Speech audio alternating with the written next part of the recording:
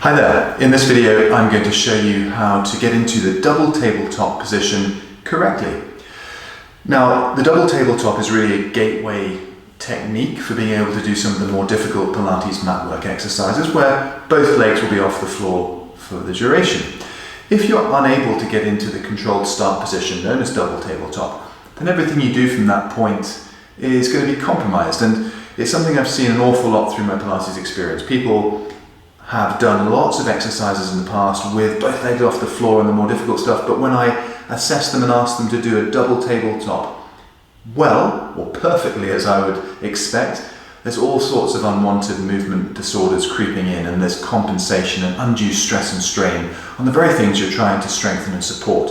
So being able to do the double tabletop well is really absolutely pivotal for not only getting the most out of your Pilates practice at those more difficult levels, but also making sure you're not actually contributing to things getting worse and risking hurting or injuring yourself. So in this tutorial I'll go through the things I would teach to make sure that the double tabletop is really solid and you can actually treat it as an exercise in and of itself so that you're really on point for anything which comes beyond that and you can exercise in confidence. The double tabletop starts from the rest position, so that's lying on your back with your knees bent. So let's get on with the tutorial. I'll start off showing you how I would perform the double tabletop and then talk through the mechanics of it, and at the end I'll go through some of the common modifications that will need to be employed to really make sure that you're on point with the technique underpinning this position. So as I said in the introduction, the double tabletop is essentially starting from your rest position. So make sure that you're familiar with that, and if not, take a look at the video tutorial for the setup there. Make sure you're neutrally aligned and you've engaged those deep abdominal muscles and pelvic floor muscles, those background core muscles which we should be switching on to about a 3 out of 10 effort level throughout the duration of this exercise. Now, the ability to maintain a neutral lumbo-pelvic position is critical for this type of mat work Pilates, and it's really at the centre of not only what should be maintained in the double tabletop, but often where things go wrong. So if I show you to start with what the double tabletop looks like, we bring one leg up, and then we bring the second leg up to join it. And the shin bones are essentially replicating that tabletop, and from there we can dip into all sorts of other Pilates exercises in due course. So that's how to perform the double tabletop. What we've got to consider is that the legs are very heavy as a proportion of your body, and the pelvis essentially is the fulcrum of this bodily seesaw we've got. We've got a lot of extra weight here holding us down, which is great, but the moment we bring a leg off the floor, the weight of that leg in the air wants to pull back down to the floor, and if that were to happen, it might rock the pelvis into an anteriorly tilted position, and that's accompanied by that unwanted arching of the back. So just with one leg, we've got to make sure that as we bring that leg off the floor, there's no unwanted movement in that lumbar spine and pelvic alignment.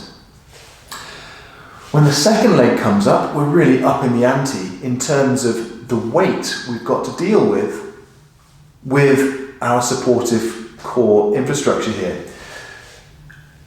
The second leg movement as you come into that double tabletop is often where the wheels come off. And what you'll find is if somebody is not particularly strong or confident in this, they'll bring that second leg off and a few things might happen. Firstly, you might get that same tilting of the pelvis.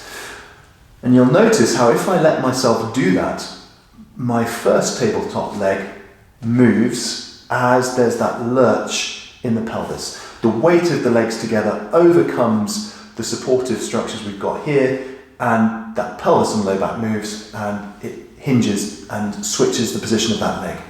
So first of all, really think about keeping that leg beautifully still, and as you bring the second one up, make sure there's no unwanted movement in your pelvis. Also that your stomach remains nice and flat.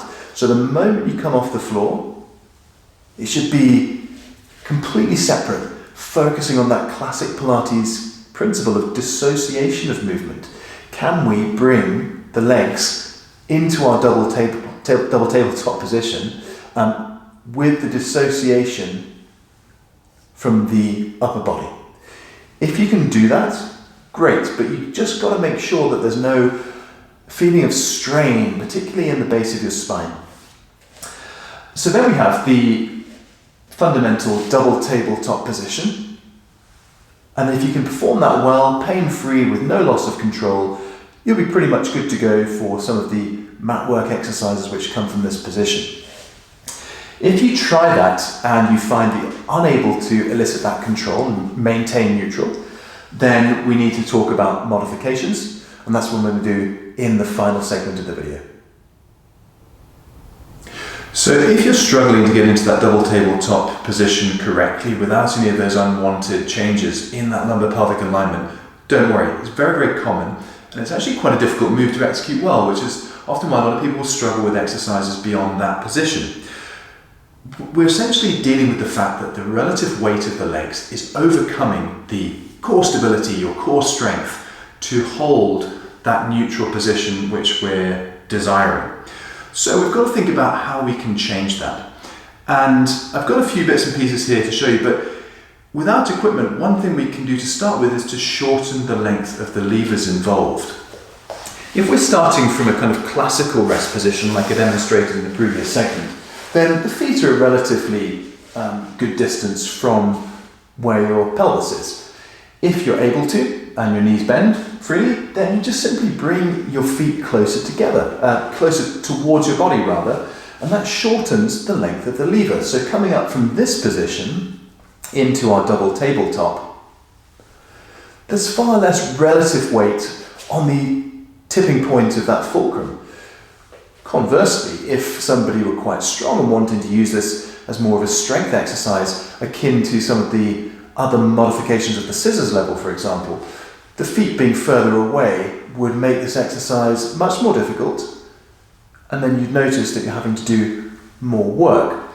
Now, because this is the modifications to make it easier, we're not really interested in that at the moment. But that first one of just shortening the levers and getting those feet nice and close to your body, heel coming up first, and then once that heel's up, just gently lifting the toes off.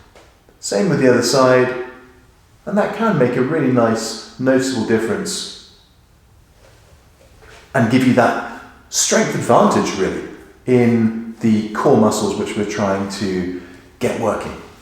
Now, if you still find that there's a problem and you can't really execute that second leg lift, then taking a little bit of the weight off the leg with a strap, a resistance band, even a hoodie or something, or a piece of clothing around the back of the thigh. And of course there's variability here, and you might just need to make sure it doesn't slip or whatever, but you can really grab quite close to the leg with your strap, and you can bring that first leg up, which probably won't be a problem, and then when it comes to the second leg, actively pull with the arms. Now, you're not going to really be able to pull the full weight of the leg up, so it's not a passive movement for the second leg, but just by giving that little bit of weight reduction, you can really offload the effort that the core muscles are having to deploy while still getting them to do quite a lot. And you can practice just bringing that up and down, and gradually you'll be able to reduce the pull of your arms, having given them that necessary assistance. So there's a nice option with the strap assist, linking into maybe more of a fluidity element to the double tabletop. By using a ball or a roller, we can generate that shorter lever, but get a little bit more of a flow to the movement. So from your initial position, bring your first leg up, relatively simple, and then we pull that ball in and then come up into our tabletop. We can then place the ball, foot back down on the ball, roll out, and this is actually a nice variation where you could roll out into a one-leg stretch variation, making sure that everything feels happy, and then coming all the way back in and into your double tabletop. So not only have we shortened the levers, but we've given a nice variation for treating this as an exercise by itself.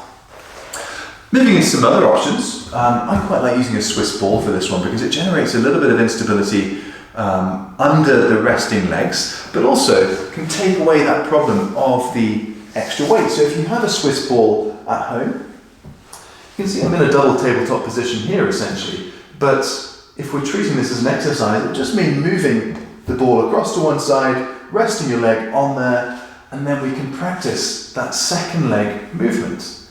Now, of course, there's a lot of weight taken out of the equation courtesy of the ball, but you've still got to keep it still. There's no point doing this exercise variant if you're just letting that ball dance around all over the floor, keeping everything beautifully still while you're doing this modification. So you can switch over. If you don't have a Swiss ball, then you can just use a chair instead. So here, just to show that demonstration, put the foot on the side of the chair, and then we can practice exactly the same technique. So with those variations, think about the mechanics of what you're trying to do. The reason you might not be able to perform the double tabletop perfectly with that pure dissociation of movement, or the reason you might not be able to do it without discomfort or pain, particularly in the low back, is because the weight of the legs. So by taking a little bit of weight out of the equation and giving those core muscles just enough backup where they can hold that neutral position comfortably and efficiently, you'll then encourage them to develop that strength and can essentially continue at that strength and then come back stronger next time. The final part, which I must just cover, is with regards to breathing. So I'll talk through the breathing patterns which I would employ in the closing segment of this video. So an important aspect of any Pilates exercise, but particularly the double tabletop, is breathing. Now, with a very, very brief overview on breathing, we have our diaphragm situated at the bottom of the rib cage, and as we breathe in, that diaphragm will push down, essentially contract this way, and draw air into the lungs. It therefore puts a little bit of pressure downward onto the abdominal canister. When we breathe out, that diaphragm comes up into the lower rib cage, and the abdominal canister is made up of the diaphragm on top, the abdominal musculature around, and then the pelvic floor on the bottom. So when you're breathing in, that pelvic floor tends to move down with the abdominal muscles, and when you're breathing out, the opposite happens. Now, of course, it's not quite that simple, but if we can get into the habit of doing the more difficult movement, which requires control and activation of that deep abdominal sling and pelvic floor, if we can do that as we breathe out, that diaphragmatic movement up into the thorax tensions the abdominal canister connective tissue and gets that natural efficiency of movement which comes with exhalation. So it kind of promotes that nice vacuous corset is probably the word I would use, and just gets that nice natural synergy between those two relationships. So therefore you find a lot of Pilates exercise will make the more difficult movement on the exhalation, and it makes sense from that physiological perspective. So when you are coming up into your position, take that breath in to prepare and breathe out to come into your start. Inhale to hold and exhale to come into that second position, and you can really feel that tension in those deep abdominal muscles. Now, a lot of people will actually find that when they do a maximum exhalation gently, they'll actually feel the pelvic floor engage slightly. So if you find it helpful, don't initiate the movement as soon as you begin exhaling. Try the other option of breathing out a little first and then applying your lift. And with that end stage exhalation, you can think about your pelvic floor contraction and your deep abdominal transversus abdominis contraction as well. So that you've got that nice activation with the correct understanding of those physiological processes involved, and then when it comes to that second leg, same technique. And then you're in that lovely solid position, core muscle supported, pelvic floor engaged, and lumbar-pelvic neutral being maintained. So with your breathing, make sure it's not artificially large. We're not trying to do massive breath out. It's natural, I would call it a tidal breathing pattern, just the normal depth of breath you would do just lying there, mind your own business, and try and get that understanding of how the two things work together. The double tabletop is a great thing to be able to master well. So make sure that you're really kind of fastidious when it comes to not only the neutral position being maintained, but the absence of any abdominal muscle bulging, doming towards the ceiling, and particularly without any bracing or discomfort or pain in the joints of the low back. If you can do that, you should find the upper body remains relatively placid and calm and dissociated from the lower body movements, and that's really what we're aiming for, because when it comes to the platform we're trying to establish with the double tabletop, it's really critical that you've got that dissociation of movement so that you're not compensating in the wrong way and really being very counterproductive with all the exercises you do from that point. So as with many other things, the Pilates exercises, there's a little bit more than meets the eye. Hopefully you found this helpful, and make sure you're really on point with your double tabletop.